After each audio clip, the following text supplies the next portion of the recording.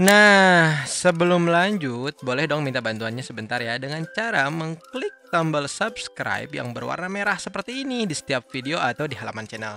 Kenapa bang? Karena dengan begitu lu udah membantu Coders Indonesia untuk mewujudkan Indonesia canggih dengan IoT. Dan jangan lupa like juga share semua video yang ada di Coders ID. Kenapa? Supaya teman-teman kalian nih pada tahu bahwa di sini ada konten-konten menarik yang bisa membantu kalian mempelajari tentang IoT juga Arduino dengan mudah juga asyik gitu ya.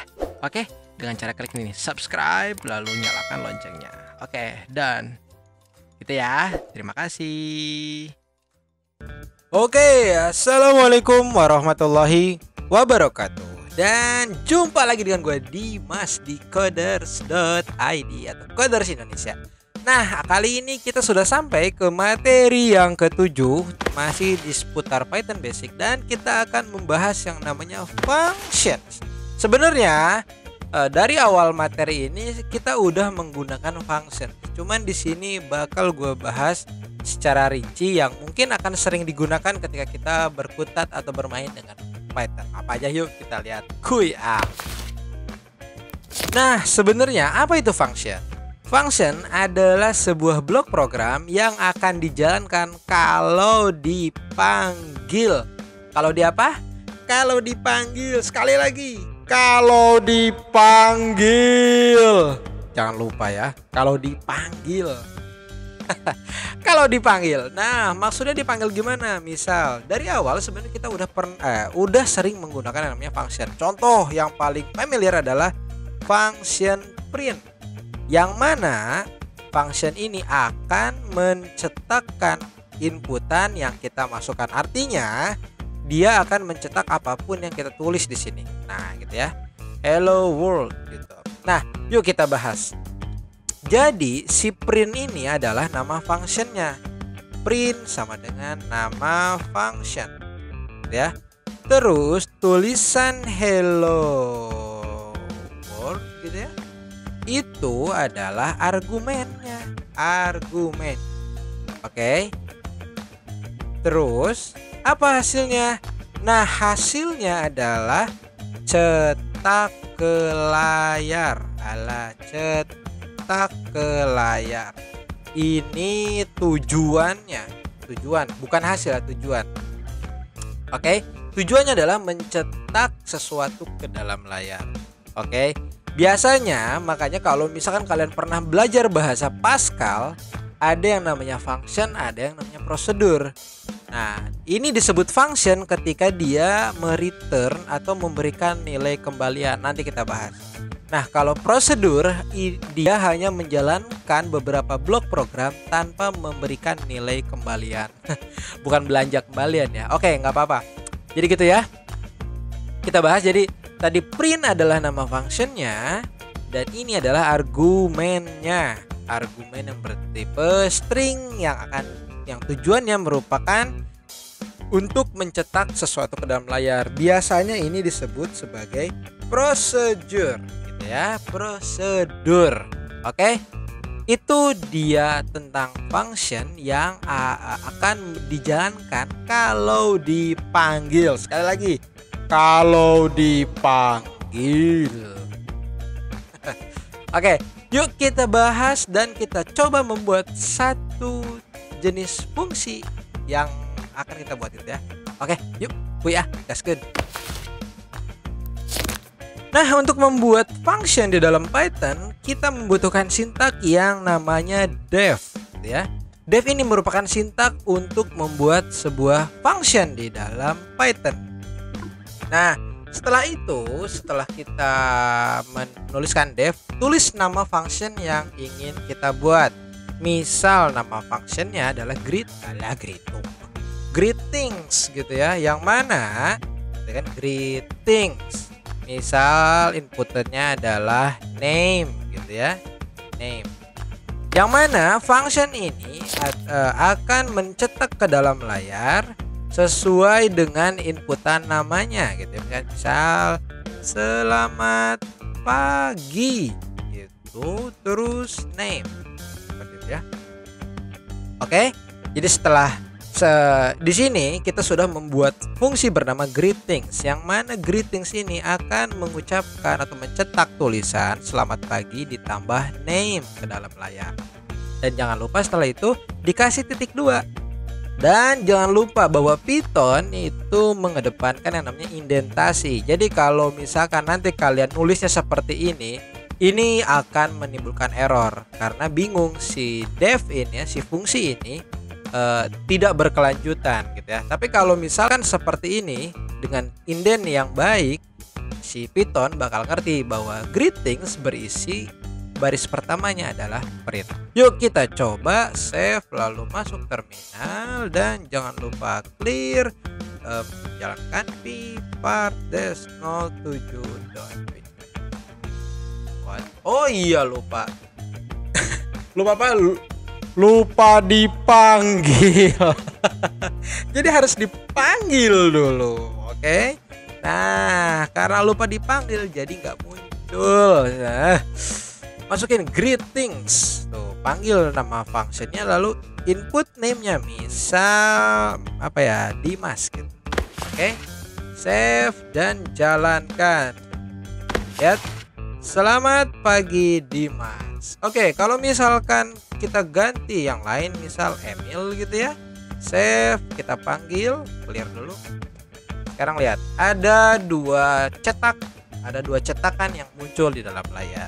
Ya, itu dia function yang sebenarnya ini adalah prosedur gitu kan, karena tidak memberikan nilai kembalian. Yuk kita lihat the next functionnya seperti apa. Nah, kalau tadi kita membuat yang namanya function greetings yang sebenarnya adalah prosedur, yuk kita lihat bagaimana function dengan sebuah nilai kembalian. Maksudnya gimana? Nah, untuk membuat function dengan nilai kembalian nanti kita akan menggunakan yang keyword yang namanya adalah return gitu ya, return. Contohnya, kita ingin membuat sebuah function yang akan menghitung luas dari sebuah lingkaran gitu ya. Yuk kita mulai dari definisikan dulu sintaknya, lalu tuliskan nama functionnya, misal hitung luas lingkaran seperti ini. Lalu untuk argumen atau parameter istilahnya bebas, terserah, yang jelas inputannya untuk function adalah apa. Ingat, lingkaran membutuhkan yang namanya jari-jari gitu ya. Jari-jari. Oke. Nah, seperti itu kita tuliskan rumusnya. Rumusnya adalah P dikalikan R dikalikan R, seperti ini rumusnya ya. Nah, di dalam Python ada yang namanya library math. Jadi kita masukin from math, kita import yang namanya P, konstanta P gitu ya. Yuk kita mulai. Return. Apa yang direturnkan ini nih, si rumus ini gitu ya. P dikalikan jari-jari dikalikan jari-jari seperti ini. Nah, setelah itu yuk kita lihat bagaimana cara memanggil function yang menghasilkan sebuah nilai kembalian. Kita membutuhkan function lain bernama print gitu ya. Print lalu panggil functionnya, hitung luas lingkaran, tuh jari-jari kita misal masukin 7 aja gitu ya. Kita lihat hasilnya seperti apa. Tes clear dan panggil. Lihat 153,9 bla bla bla bla bla bla gitu ya. Kenapa nggak pas? Karena di sini kita menggunakan konstanta P yang merupakan 3,14 gitu ya. Kalau biasanya kan 22/7, tapi nggak apa-apa. Yang jelas ini hasil dari function si hitung luas lingkaran. Easy kan? Easy bro, easy, gampang, sama gua masalo aja gitu ya.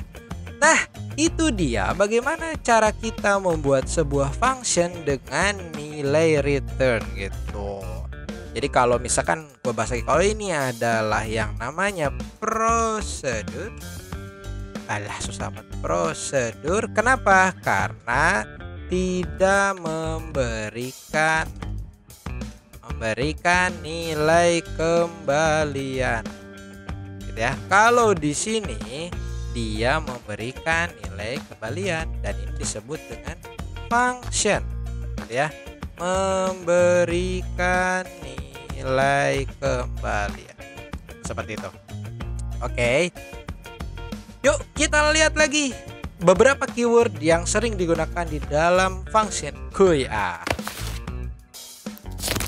Nah, kalau tadi kita di sini membuat sebuah function bernama hitung luas lingkaran dan ada inputan bernama jari-jari. Nah, function juga bisa memiliki inputan lebih dari satu. Jadi contoh misal sekarang adalah hitung luas segitiga, yang mana segitiga membutuhkan nilai alas gitu ya, dan juga namanya tinggi.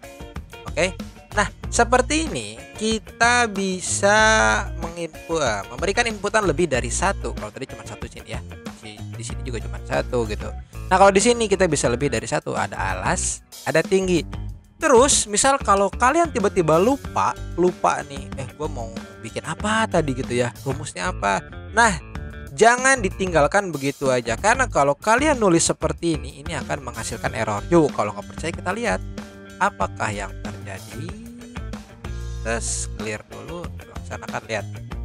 Syntax error, unexpected end of file while parsing. Kalau kalian tidak memberikan argumen atau tidak memberikan serangkaian kode di dalam function ini, itu akan error.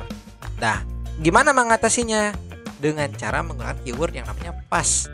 Dengan seperti ini, Python bakal ngerti nih kalau ini sekarang belum punya beberapa rangkaian kode dalamnya nih. Ya udah lewatin aja, pass aja lah, gua nggak ngerti gitu mau bikin apa misalnya gitu ya. Yuk, sekarang kita lihat kalau kita clear dan jalankan, lihat nggak ada error. Karena sekarang kita menggunakan keyword pass. Ini berguna banget ketika kalian ingin men-skip fungsi si fungsi ini gitu ya. Oke, itu tentang pass. Nah, balik lagi ke dalam perhitungannya. Oke, kalau misalnya kita tahu nih bahwa luasnya adalah 0,5 setengah ya. 0,5 kali alas juga kali tinggi. Gitu ya. Yuk, kita berikan return. Returnnya adalah 0,5 terus dikalikan alasnya gitu ya, terus dikalikan tinggi, seperti itu. Terus cara panggilnya gimana? Sama kayak di awal, print terus panggil deh hitung luas segitiga. Lihat, dia ngasih tahu ada dua parameter, ada alas, ada tinggi. Misal alasnya 5 terus tingginya tuh 6 gitu ya. Yuk kita lihat. Terminal, clear, dan jalankan. 15.0. Kok yang hitung luas lingkaran nggak muncul, Kang? Atau Bang, kenapa nggak muncul yang hitung luas lingkaran? Ingat, karena yang hitung luas lingkaran di sini tidak dipanggil. Tidak dipanggil gitu ya. Kalau dipanggil baru muncul. Nih, kita lihat tes. Kita panggil misal hitung apa ya, hitung luas lingkaran, masukin nilainya 7 jari-jari. Yuk kita lihat tes. Sekarang ada, karena hitung luas lingkaran sekarang dipanggil gitu ya. Oke, itu dia bagaimana kita bisa memasukkan beberapa input di dalam function. Dan juga kalau kalian lupa cukup menggunakan pass gitu ya. Nah, Bang, gimana kalau misalkan kita masukin return tapi masukin pass? Gimana jadinya? Nah, itu pertanyaan yang baik. Yuk kita tes. Kalau ini, bentar ya, gua hapus ini biar hapus. Nah, oke, kita kasih pass tapi dikasih return. Passnya sebelum return gitu ya. Jadi pass ada di baris 23, return ada di baris 24. Yuk kita lihat. Terus tetap dia memberikan hasil senilai 15,0 gitu ya. Nah, kalau setelah return kita menuliskan kode lagi, apa yang terjadi? Kira-kira seperti apa? Tetap terjadi, cuman dia akan memberikan maksudnya warning gitu ya, bahwa kode yang ada di sini tidak akan dieksekusi karena fungsi hanya akan menjalankan perintah dari dia dimulai dengan def sampai diakhiri dengan return. Jadi kode yang ada di bawah return gitu ya, seperti pass ini tidak akan dijalankan. Contoh lain misal seperti apa? Gua punya variabel A sama dengan 5. Ini tidak akan dijalankan, tapi tetap menghasilkan nilai 15,0 tuh ya. Masih menghasilkan nilai, cuman variabel A ini sudah tidak dijalankan lagi, walaupun nyatanya A adalah bagian dari si fungsi hitung luas segitiga. Gitu ya. Jadi itu dia tentang function. Dan oleh karena itu pastikan setiap operasi kode harus berada di sini sebelum return. Operasi kode harus ada di sebelum sintak return gitu ya. Seperti itu. Oke. Nah, itu dia. Yuk kita lihat lagi contoh lain dari function beserta input. Gas ke. Oke, kalau tadi kita udah bahas keyword pass, juga kita bahas juga keyword atau sintak dari return gitu ya. Ada di Python itu yang namanya argumen multi argumen. Maksudnya apa? Ketika kalian membuat sebuah fungsi tapi kalian nggak tahu nih inputannya nanti apa aja gitu ya. Itu bisa menggunakan sebuah sebuah arbitrary arguments gitu, yang mana itu menggunakan sebuah tanda bintang gitu ya. Maksudnya gimana ya, kita tes aja gini. Misal def nama anak gitu ya, nama anak. Kita nggak tahu nih anak si bapak ini siapa, aja, si ibu ini siapa aja anaknya gitu ya. Bisa lebih dari satu, bisa cuma satu, atau mungkin bisa 2 atau 3 atau 10 gitu. Nah, untuk mensiasati itu, kita cukup menambahkan yang namanya bintang gitu ya. Bintang terus anak gitu, tes gitu ya, anak. Terus nanti kita akan membuat atau mencetak sesuatu ke dalam layar. Misal total anak gitu ya, kok gini sih string total anak adalah gitu ya, adalah kita tulis len itu untuk menentukan panjang dari sebuah objek. Nah, kalau kita membuat sebuah argumen di dalam function lalu kita memberikan arbitrary atau tanda bintang seperti ini, inputan akan berupa list atau berupa array yang nantinya atau berupa tuple tuh di sini, berupa tuple, dan tuple memiliki yang namanya size atau panjang data yang tertampung. Yuk kita coba. Total anak adalah anak gitu seperti ini ya. Yuk kita panggil nama anak misal pertama Dimas, kedua Nadia gitu ya, Nadia seperti ini.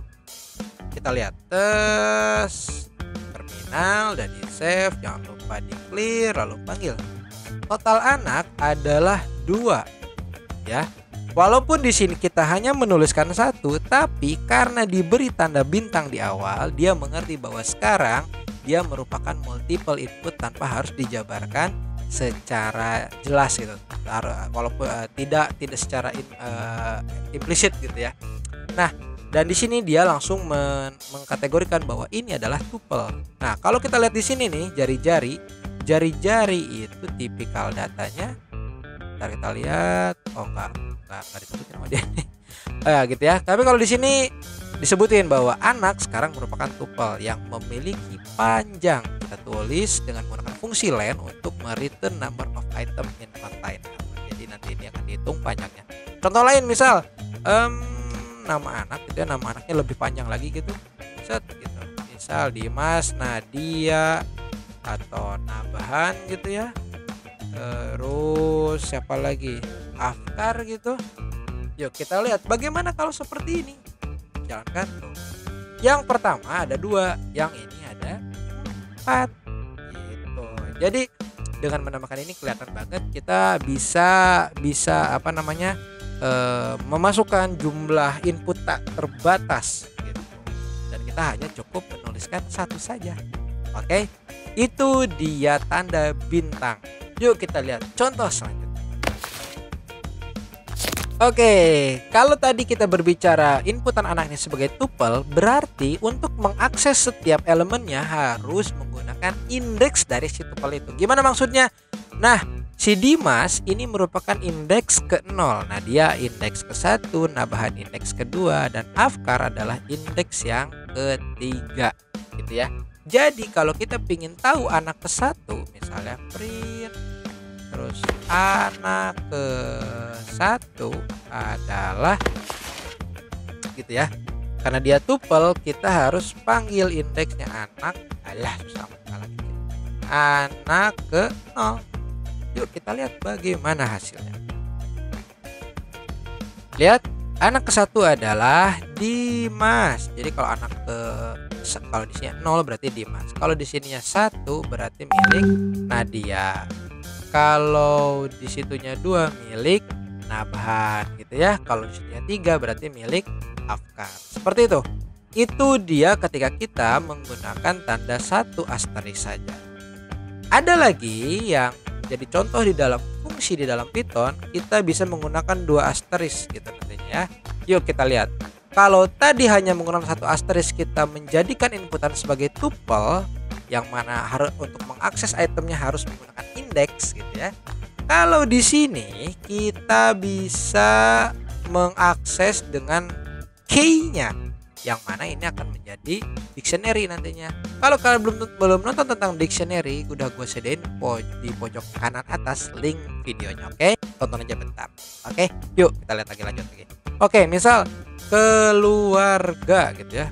Keluarga itu dalam satu keluarga bisa jadi ada anak ke-1, anak ke-2, anak ke-3, bapak, ibu, mungkin bapaknya 2 gitu ya. Naudzubillah min dzalik.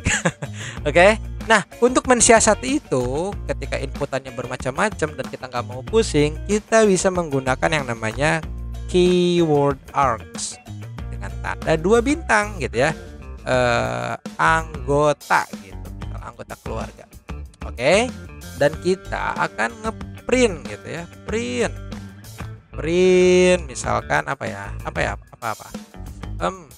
nama bapak ya, nama bapak adalah anggota, yang mana key-nya nanti harus kita isi dengan bapak gitu ya.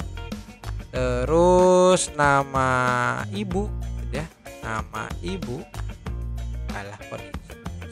nah nama ibu gitu ya, anggota dengan key namanya ibu. Oke, simple biar cepet. Nah, ini anak, nama anak gitu ya, seperti ini. Nah, bagaimana cara menggunakannya? Cukup panggil keluarga gitu ya, terus anggota kita kasih key gitu, bapak, misal namanya Dedi gitu ya, Dedi. Terus nama ibu gitu ya, ibu, key-nya ibu kita tulis, oh ya sorry ini harus nempel. Kalau di Python cara nulisnya gitu ya, nempel nama ibu Eka, lalu nama apa lagi ya tadi itu, nama anak, oh ya anak akan Dimas, seperti ini ya. Yuk kita lihat bagaimana ketika kita memanggil fungsi keluarga. Kita clear, lalu lihat nama bapak Dedi, nama ibu Eka, nama anak Dimas gitu ya. Jadi key di sini, key di dalam dictionary ini menjadi inputan yang ada di sini. Seperti ini cara nulis, bapak Dedi, ibu Eka, anak Dimas gitu ya. Oke. Nah, gimana Bang kalau misalkan ada key yang tidak ada di dalam sini? Coba aja, misal A jadi anak, salah ketik misalnya jadi anak A gitu, harusnya anak gitu ya. Jadi kita lihat akan keluar yang namanya error. Lihat, keyword harusnya berupa anak, bukan anak K. Gitu ya. Jadi ketika kalian di sini mendefinisikan anak, tapi di sini kalian salah ketik atau misalkan salah nama, akan muncul error. Itu dia tentang function yang cukup menarik untuk dibahas di dalam Python, dan ini harus dipahami betul-betul karena mayoritas kode yang tersebar di luar sana itu bakal dibentuk dalam bentuk function, yang mana ini juga akan mempengaruhi kalian ketika kalian nanti mempelajari yang namanya OOP atau Object Oriented Programming di dalam Python gitu ya. Oke. Oh iya, sebelum menutup bahwa inputan di dalam di dalam function juga kita bisa mendefinisikan gitu ya, default value. Contoh misal di dalam jari-jari, kita balik ke fungsi yang sebelumnya. Jari-jari misalkan gue pengen nulis bahwa default value-nya adalah 7 gitu ya. Ketika kita tidak mengisikan gitu ya, misalkan di sini gue tulis print gitu ya, print, terus kita panggil hitung luas lingkaran, tapi kita enggak memberikan inputan. Secara default dia akan memberikan nilai 7 di dalam perhitungan sini, walaupun di sini kita tidak menuliskan 7 gitu ya. Yuk kita lihat misal seperti apa. Tetap ada, walaupun di sini kita tidak menuliskan nilai 7, tapi karena sudah dituliskan dalam pendefinisian fungsi, dia tetap menghasilkan nilai. Oke, seperti itu. Jadi gue bahas lagi. Yang pertama, ini adalah prosedur karena dia tidak menghasilkan atau tidak memberikan nilai kembalian gitu ya. Kalau di sini cuman hanya menjalankan beberapa blok kode yang ada di bawahnya. Oke. Terus yang kedua adalah ini fungsi karena dia memberikan nilai return. Ingat, ketika sudah memberikan return, jangan pernah menulis kode di sini. Jangan di sini, jangan nulis kode di situ. Kenapa? Karena tidak akan dieksekusi. Oke. Fungsi hanya melihat kode dari sini sampai menemukan kata return. Oke. Ini juga sama seperti itu. Dan selanjutnya adalah bahwa fungsi di dalam Python kita bisa memberikan tanda bintang yang mengartikan bahwa inputannya berupa tuple dan bisa berisi banyak inputan gitu ya. Tadi udah kita contohin. Lalu yang terakhir adalah kita bisa menggunakan keyword args yang mana di sini sekarang merupakan dictionary. Lihat, dictionary. Oke. Dan jangan lupa juga jangan sampai salah ketik keyword yang dituliskan. Ketika salah ketik itu akan menimbulkan error. Oke. Nah, itu dia semua tentang function yang perlu diketahui dan paling sering digunakan di sehari-hari kita nantinya. Dan gua harap dengan video ini lu semua bisa mulai belajar tentang function dan membuat function-function yang lebih hebat lagi. Oke. Dan gimana lagi ya? Oke. Gua harap lu masih subscribe. Gua harap lu subscribe channel gua dan like. Jangan lupa juga share supaya banyak orang lebih paham dan tahu bahwa di sini ada konten-konten menarik yang bisa kita tonton untuk belajar pemrograman dengan mudah dan asyik. Oke, ucapkan terima kasih. Assalamualaikum warahmatullahi wabarakatuh.